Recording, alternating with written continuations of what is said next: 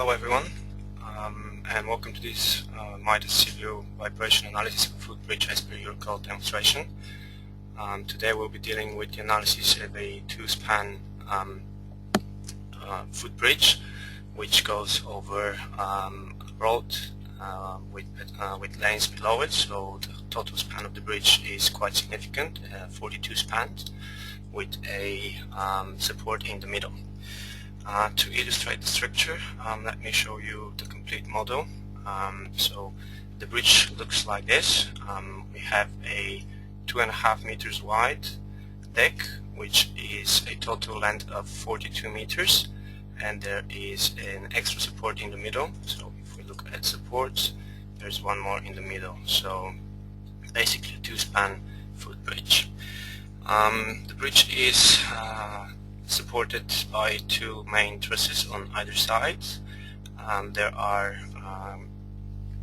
cross beams every 7 meters, and there is a concrete deck of 60 millimeters composing the deck for the bridge. In today's presentation, so moving back to our PowerPoint presentation, we will be dealing with vibration. So let's look at some of the contents. First we'll have some introduction on the topic, on vibration analysis, what is specified by the code, how it should be assessed, and so on. Then we'll look into eigenvalue analysis, vibration modes, and natural frequency of our structure.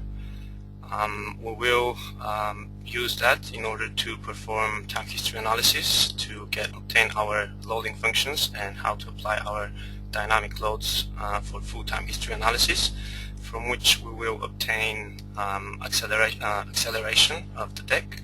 We will compare that with the comfort criteria specified by the codes, and then we will see how we can mitigate that in case that the structure is not performing very well. So starting first with some introduction, generally the workflow for the analysis is first we perform model analysis to determine the natural frequency. Based on this natural frequency, we apply some dynamic loading on the bridge as specified by the code. The code usually asks us to look into two main cases for vertical vibration and horizontal vibrations.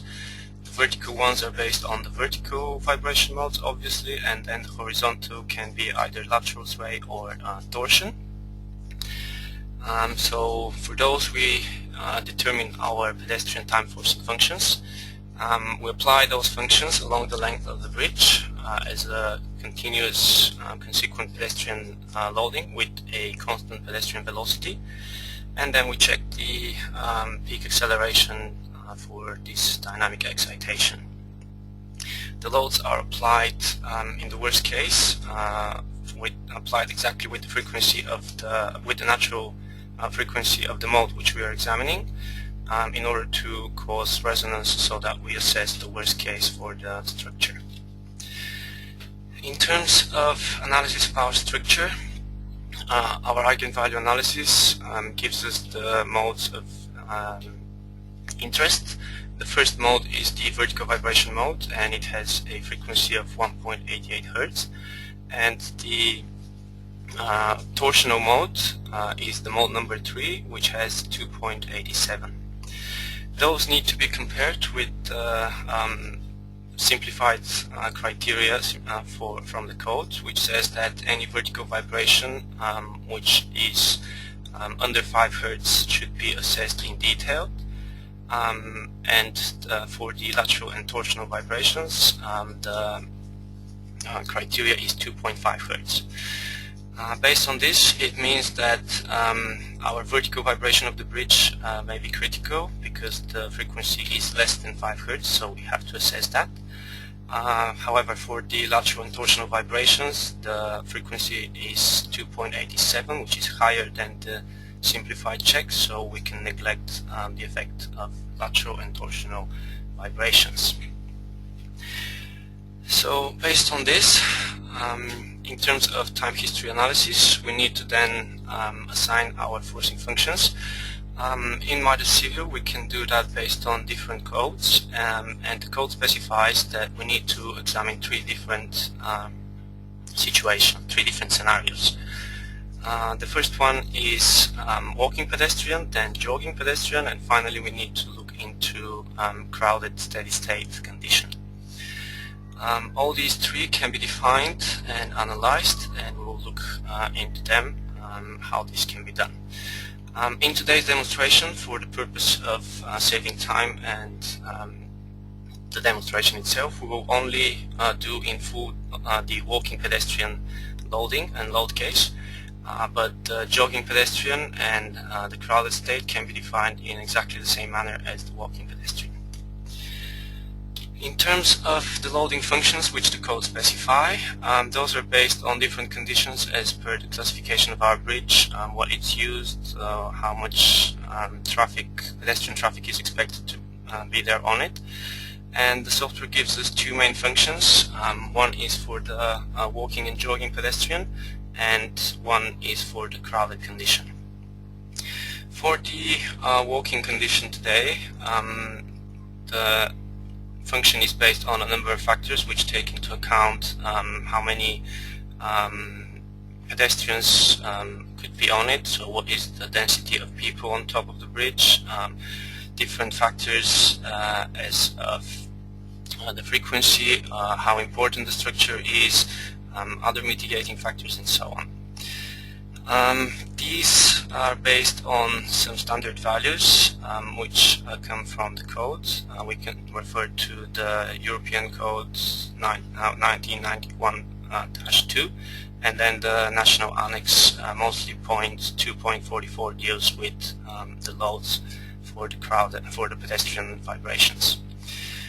For today's example, for our pedestrian walking function, I've assumed a gamma value worst case scenario as 0.8, and for the frequency of 1.88 Hz, which is our vertical vibration, the class of the bridge is taken as C, so this is sort of well-used, good traffic bridge, where for walking the number for pedestrians on top, or the factor for pedestrian density, is n equals 8 for walking and 2 for jogging. Based on those, the walking should also be calculated together with the loads for the walking and jogging. The base value for the force is 280 newtons for walking and 910 for jogging. Based on these values, we need to put them all in a time forcing function, f, equal to a lot of factors as is displayed on screen, and we can calculate our time forcing function based on for one cycle of vibration. This is best done using an Excel, so just to show you how all of this can be done in the software, I'll just switch to our model and show you how our analysis can be done. So a quick introduction to what is done in the model. Here we have our materials and sections. Those materials are mostly steel for the entire steel frame. So all the cross beams and the trusses are made of the same grade steel. There is some concrete for the deck, as I mentioned, and then there is sections for the top and bottom of the truss, as well as the cross beams. There is a smaller section for our diagonals, a section for the deck. This is, as I said, 60 millimeters and 1 meter width section, as I've spaced those on 1 meter. And finally we have a dummy section which is running across the middle of the deck, which we will use to apply our dynamic forcing function. The dummy section is a negligible section with weightless material. We've defined for this one no weight, so that we don't want to modify the dynamic properties of the structure based on these dummy elements. For the supports, I showed those earlier, so just to illustrate, we have supported the 3 points of the bridge, the 2 ends and the midspan, vertically and horizontally, as well as X in the start, just for stability of the structure. In order to perform our eigenvalue analysis, we need to apply some loads and to consider some masses. obviously dynamic properties are based on mass and stiffness. So to account for that, first we have defined some loads, and those are self-weight of the structure. We have some surfacing which is applied on the SUDL on the cross beams.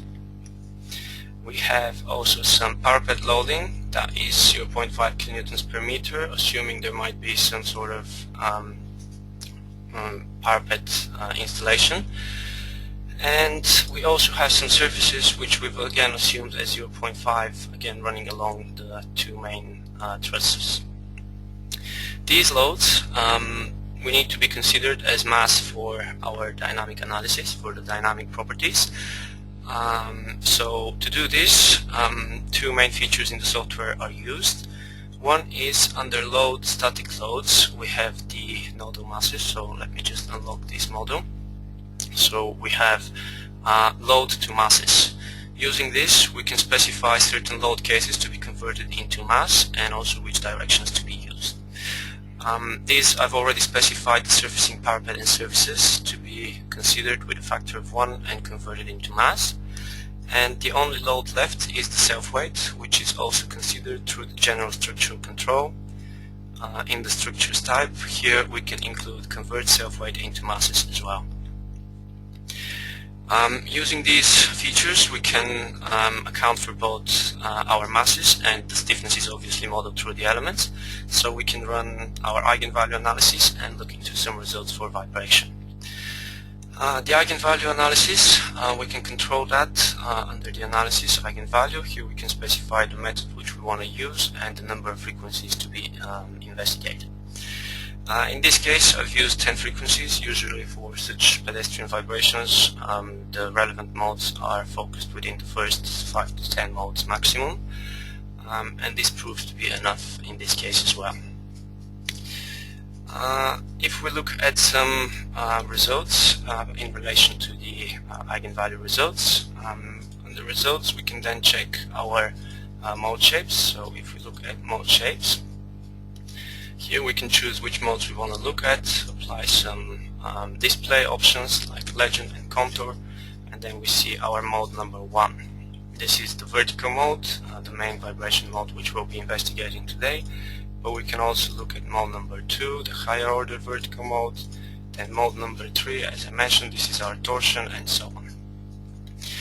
These modes can also be checked in terms of tabular format for full details, and also we can activate certain modes if we want to look into the different amplitudes of displacement for the mode. So let's say I'll just activate mode 1 for the purpose of showing you the results. In general, here we see our modes, all of them listed with frequency expressed in radians and cycles per second, as well as the period of the modes. Here we can also see, if we're interested further into seismic analysis and so on, there is modal mass, participation and so on, different factors. So all of this is listed and provided. And as I said, we can also print out our modes in terms of displacements for each mode, so that we can check those if we need to as well. Once we have these, as I said already in the presentation, our vertical mode of vibration 1.88 Hz, it is below the simplified check for 5 Hz, so it needs to be assessed. Using this and the application parameter and the calculation parameters for the vibration for the dynamic loading, for the nodal loads, we can easily generate our time forcing function. This is easiest way to be done in Excel. So if I can show you an Excel file here which I've prepared for this example. Here I've input all the relevant parameters which I mentioned earlier, and also the speed for walking, which is specified as 1.7 meters per second from the code, the frequency of the mode, and then the software can calculate for us the step, so the distance at which these nodal loads need to be applied, and also the arrival time for each.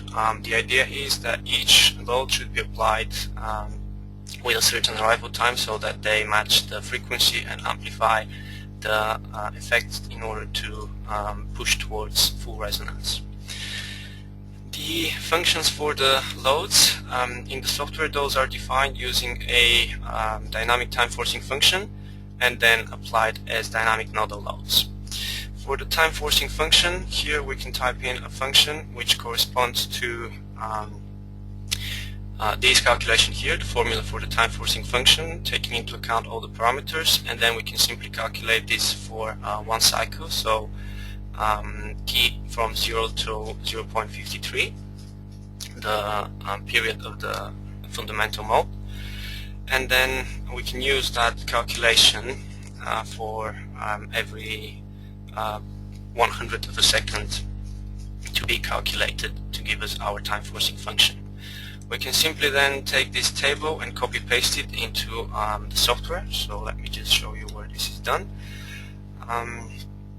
If I reset this screen, so just initial view, under loads, seismic, here we have the time forcing, the time history parameters, and first the time history functions. Here I've defined the walking function, which if we look at how it's defined, this is what it looks like. One cycle of application, a vertical load. It is applied directly as a force because we have calculated it directly as a force based on the code specifications. And here I've just pasted the values directly from Excel, so the software directly takes that and uses it. For the application of the loads themselves, then we need to apply those for our analysis. How this is done is we can use the, first we need to define a load case, a time history load case, and then apply dynamic nodal loads. For the load case, the one defined here for the first one is the walking load case. It is a linear model analysis, and it is a transient type of time history.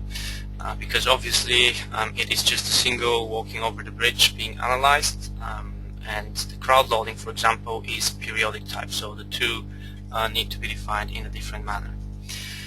For the walking, here we specify the total duration of the walking. This has to cover the entire length of the bridge, which 42 meters divided by the speed of 1.7 gives us almost 25 seconds of analysis. And then we can specify the time increment to be used, so how often we want the analysis interpolation to be done and analysis and results to be stored. We can choose damping method, whether we want to use a model or something more precise as mass stiffness proportional or strain energy. In this case we're going to stick with a simple demonstration with a model damping.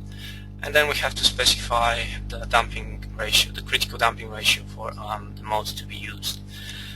Based on the code, the recommended logarithmic decrement for steel structures is 5%, which corresponds to 0.0032 for the critical damping ratio. So this is also specified here. Once we have our time history load case defined, we can look into applying the dynamic loads. As I said, this is done through the dynamic nodal loads. So if we use that function, we choose which load case these loads to be included. We choose the function of the load to be applied, and then the direction, in this case Z, and the scale factor is 1 because I've already sorry, the scale factor is -1 because the function is starts as a positive value. The arrival time which we calculated can be specified here. If I can just look at what it was, it is 0.532 seconds. So back in the software, we specify the arrival time. Let's say for our first node it will be 0. So we can select our node. So from the top view, if I activate nodal display so that we see the nodes for the application, in the wireframe view, so I'll switch off this for a moment, These nodes, which are at a step of 0.904 meters each, have been defined along this center dummy line, so we can see them along this line. These nodes come from the calculation, as I mentioned earlier, the step length, which is based on the speed and the arrival time, so the period of a mode. And this step length is the distance at which we need to apply our loads.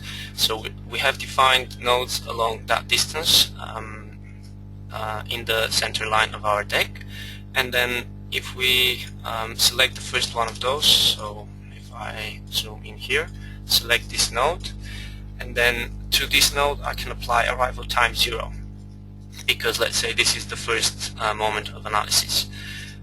So the next node will be then selected, and then apply arrival time of 0.532, and so on for each node. This can be a bit tedious work, so of course we don't have to do it manually for each node. What we can do is I can show you directly the table. So this is our table consisting of our nodes and the application. What we can do with this is copy one of these lines into our Excel report, paste it. In this case I'll just paste it at the bottom just for the demonstration. Then copy this many times down and increase this arrival time to be the previous plus 0.0532, or simply we can take it from our calculations and change the nodal numbers. They are already as specified. And then I've already calculated this here. We can simply select this and copy it from here and then paste it in the software, and then all our loads will be automatically defined.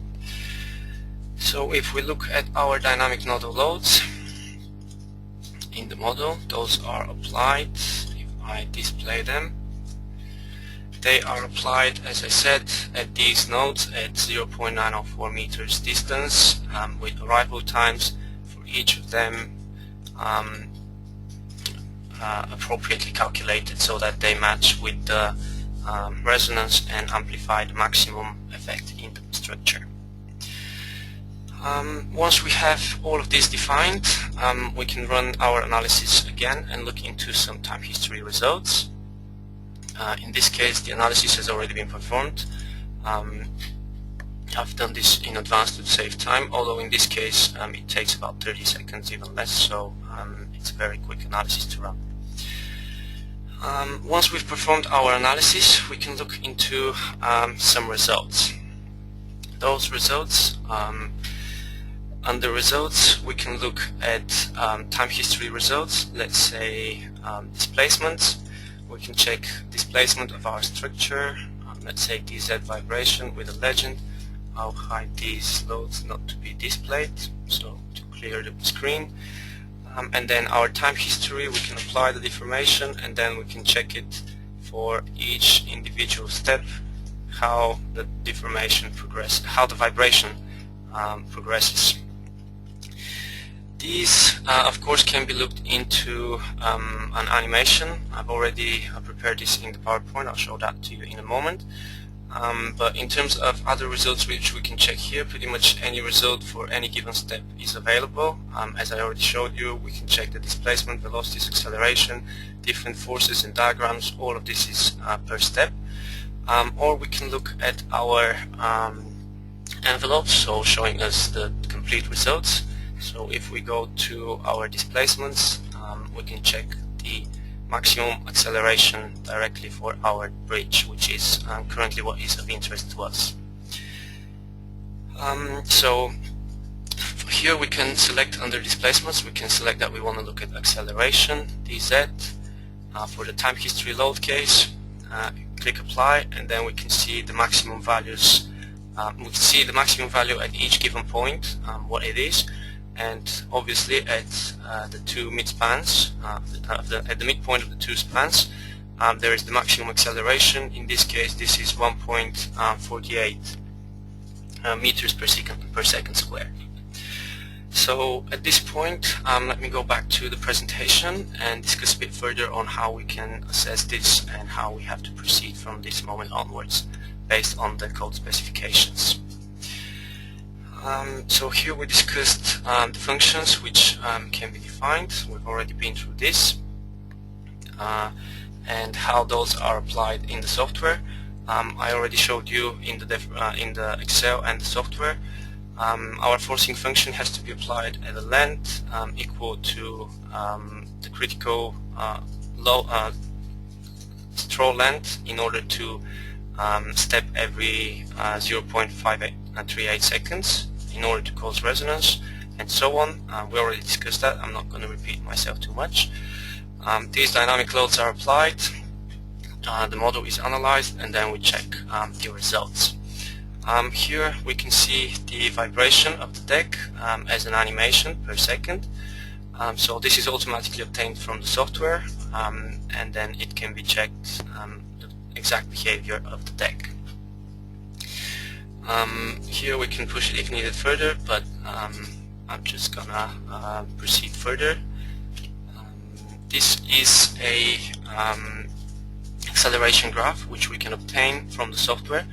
I'll demonstrate this further again when we look at vibration control and how we control the unacceptable levels of acceleration. So back to our current state where we are at the moment. We have obtained our maximum acceleration 1.485 from the analysis, from the time history analysis, and this has to be compared with a maximum allowable value based on the code specifics. The code limits the maximum acceleration based on this formula. The limit is calculated as a base value of 1 multiplied by a number of factors, k, 1, 2, 3, 4, and these correspond to different parameters as of how important the structure is, whether it's a primary or an alternative route, how much pedestrian density and crowd loading is expected, and so on. These factors can be obtained either through the direct specifications in the code clauses, or there's also a figure in the code, figure 10 in the UK National Annex, which directly gives us an interactive indication of the factors. In this case, I've assumed that the bridge is of moderate usage, so it is an urban central area bridge, class C. We already discussed that, and these factors I've taken as 0.9 for K1, 0.9 for K2, and 0.6 for K3. The last factor, K4, can vary between 0.8 and 1.2. Again, this is provided in the code, and it can account for further effects, further considerations based on the exact details of the structure. Using these factors and assuming K4 as an average value of 1, the limiting acceleration comes out to be calculated as 0.486. However, it has to be higher than 0.5 meters per second square based on the code, so our limit becomes 0.5. At this point we see that the value calculated for our deck is not satisfactory.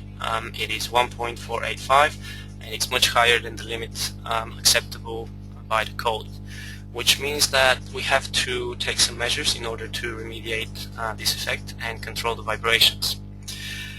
To do this, there are different ways to perform vibration control.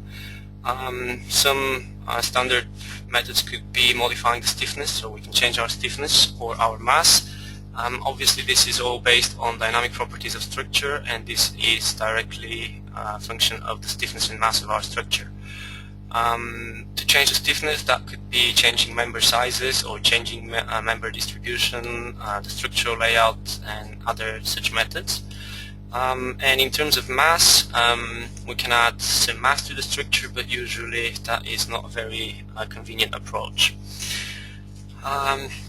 Finally, we can look into some more advanced methods for changing the damping properties of our structure in terms of introducing dampers or tune mass dampers, and so on. For this demonstration, I will look into introducing dampers into our structure, just to show how this can be done and how this can affect the acceleration for the structure. So if we look back into our model, for the sake of this demonstration, I've assumed that I will apply dampers in the first diagonals of each span. So if I can open directly the model which is analyzed for this, so dampers. What I've done for this demonstration is I removed the first diagonal of the truss, and then I've replaced this with a general link in the software. Just to demonstrate this, the color is yellow. I'll quickly switch the background to black so that it is a bit more visible for you. So here we have introduced these dampers, and as I said, they are introduced at the first diagonal of each span. These dampers are defined under a boundary. I'll just unlock that for a moment to get access to the definitions, and then general link properties. Here I have defined a damper as a viscous damper, and this can be defined as purely linear properties, or we can look into non-linear properties.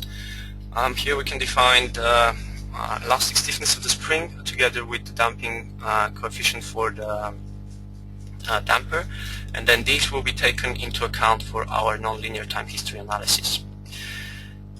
Using this property, as I said, I've defined already the general links at these locations. This is done through general link. Here we can choose the type of the general link, in this case the dampers. I just showed them to you, defined already, and then simply from the two nodes we select the first and second node, and then the link is applied. Once this is defined, we can look into our full time history analysis, but we also need to modify our time history analysis load case. So if we go into the seismic and our time history load cases, our load case used to be defined as linear model analysis, but in this case we do want to consider nonlinear properties so that our dampening effect is correctly accounted for. Again, here we can look into some more appropriate and advanced types of damping methods used, but just for the purpose of demonstration, to keep the comparison with the original elastic model, with the original model approach results, I will leave this again as model, the damping method, and I will leave the same damping ratio for all modes. Once all of this is defined, we can run our analysis again. In this case, I'll go back into post-processing. Let me just check this background to white again, and then we can look at our results and compare what happened. What we're interested in this case is again the acceleration, the maximum acceleration of our structure. So under the displacements, we look in our time history for walking, dz acceleration, apply the legend, and then apply, and then we can see that now our acceleration is 0.36 meters per second square. This now passes the limit of 0.5, so our structure behaves satisfactory for the based on the code specifications. Again, for this we can look at all sorts of details. Just to show you something different, in this case we can now look at the time history graph, so we can check our full time history function. For this we need to add time history function, which is then plotted. We can define this as a graph function, displacement velocity, add new function. This will be a node of interest. I believe, if I remember correctly, node number 5. Let's say dz of 105. and then we want this to be our DZ component of the time history load case walking. We can go back to the displayed here. The vertical axis can be our DZ, added from the list. On the horizontal axis we choose time, and then the graph title, we can specify a title, let's say acceleration. Modify the units, let's say 2 decimal units to keep it a bit more clear, and then plot the graph, and we can look at the graph, the acceleration for every single time step starting from, let me find this, starting from 0 up to the 24.7 seconds, which is the end of our time history analysis. And here again the maximum minimum values are plotted, and we can check that for our structure. With this, I'd like to close up on that session, and if you have any questions, please type them in the questions box. I will spend a few more minutes. We are already quite ahead in time.